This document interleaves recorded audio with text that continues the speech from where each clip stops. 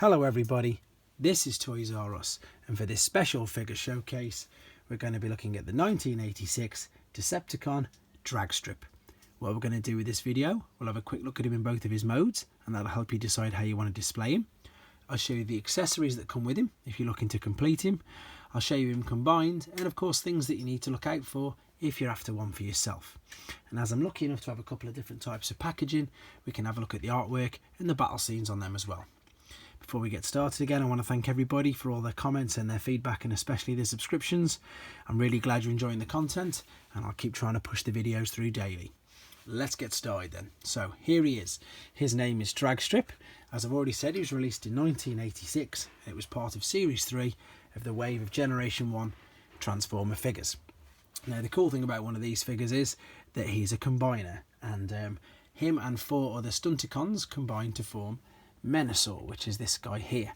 So yeah, this was part of, in Japan it was known as the Scramble City, and basically what that meant, and it translated into the fact that these little combiner limbs could be any one of them. So Dragstrip could be a leg, he could be an arm, and he could even combine with the other leaders as well. So if you had Onslaught, or you know, even Silverbolt and Hotspot, you could combine them with them as well. So you know, for play value it was fantastic, and that was the big gimmick that they were using at the time.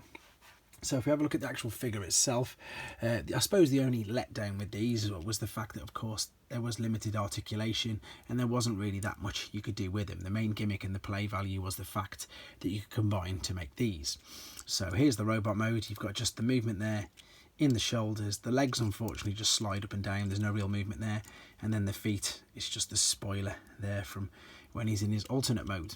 The interesting thing though with this is of course there, his chest plate is actually his engine. You can see that's really shiny when he's in the car mode, so that's a good little gimmick that they've got there. And of course there's chrome there that you're looking out for. Other things as well, with the fact he's got 6 wheels, there's all metal inside, so check that it's not corroded there as well. I'll quickly take his gun out of his hand just so you can see the accessories that come with him. Is it going to focus? Yep, there you go, there's his little gun. And I know it sounds really silly and obvious, but just make sure it has got the tab at the end, because obviously it won't fit in it otherwise. But yeah, very basic robot mode, but that's, as I say, that's all you could do, because the main gimmick it was going for was these, the fact that you can combine it. So what I'll do first and foremost, I'm going to take this off the back and just show you the alternate mode. So there we go, so you've obviously got the indentation for the rub sign there. I've already mentioned the fact to you there that that's chrome you need to be aware of for the engine. And I'm not going to need to fully transform it, but you can tell that, as I say, if you pull the engine out here, slot that down and pull his head over and pull the arms up, you've pretty much got him transformed. As simple as that. Is this going to go back together now? Yeah, just about. So there's the alternate mode, and this thing is quite unique. I mean, I know there's lots of racing cars and stuff, but you don't really get 6-wheelers, and especially not in the Transformers alternate modes anyway. So there's the alternate mode, nice and simple. The reason why I've pulled this off is because, just again for people who don't know, this is actually 2 pieces, and this actually does detach. So again, make sure that you're getting both the pieces so that you can attach this to the race car. Right, here we go then. So let's have a quick look at him combined. And as I've said, he can be in any leg or any arm, but he fits right there. So obviously you can tell there that that's his head. So at this point here, you need to be making sure that that's intact as well. And although he's one of the smallest combiners, he's definitely the most robust. He stands no bother whatsoever, and he's a great combiner as well. Right, we're going to move on. We'll have a look at a gift set first, so I'm just going to take that down in case I knock it over. So we've got the standard Hasbro one here, and there he is in his package. I've got some empty spaces because they're already out at the moment on the shelves, but there he is there. He's put obviously in his Menasor's right arm, and then if we spin this around, you've got the battle scene on the back from actually that's the 85 battle scene mainly, and that's got obviously the Dinobots, Jetfire, Shockwave, and everybody coming in. That was the gift set, and I say this is the standard Hasbro. The one next to it, it's pretty much identical. In fact, apart from that, it was made in Italy. So what they did was quite interesting. So it was made by Gig, licensed by Takara, and they call them transformers as well as the normal transformers. Pentacar, I presume, is translated into obviously five cars for the Penta. And what they did was they changed their names. So if you look there, you see he's now known as Iguana. So that's just something that they did. They literally did change all the names. The rest of the packaging is exactly the same. And then even on the back as well, we've got the same battle scene as well. So that's pretty much the same. And of course, there's the infamous red tracks.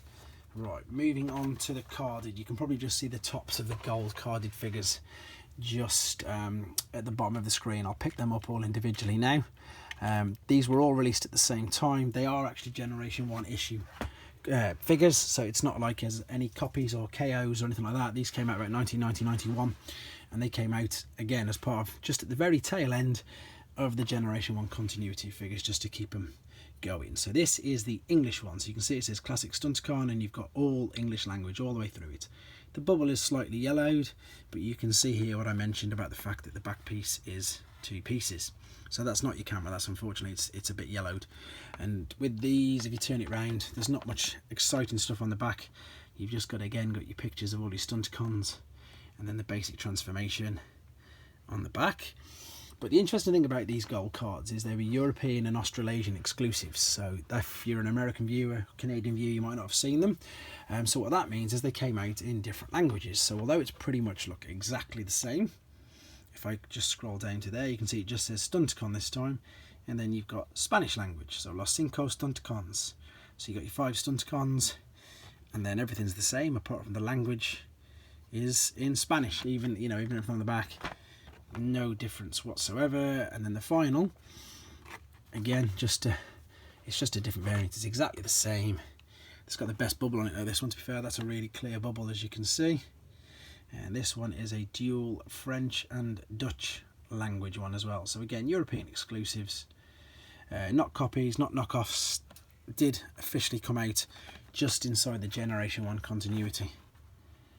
So that's why you might not have seen them. But there you go. So, he is a popular character. To be fair, he's a very, very common character. He's always on eBay, isn't he? Let's be honest. And most kids, especially I had one when I was a child, and most of my friends had one as well. So that's probably why there's so many of them on eBay. But there you go. So for everybody who did have him when they were a child, I hope they enjoyed looking at him. If you didn't, I hope it's helped you with the decision, to whether to get one and what parts and accessories you need to complete it. So overall, yeah, hope it's brought back some nice memories. Hope it's helped you in your quest to find the pieces and complete them. And of course, hope it's been informative for you. So as always, everybody, thank you for everything. And of course, especially in this current climate, please take care. Thanks for watching. Like and comment. And don't forget to subscribe.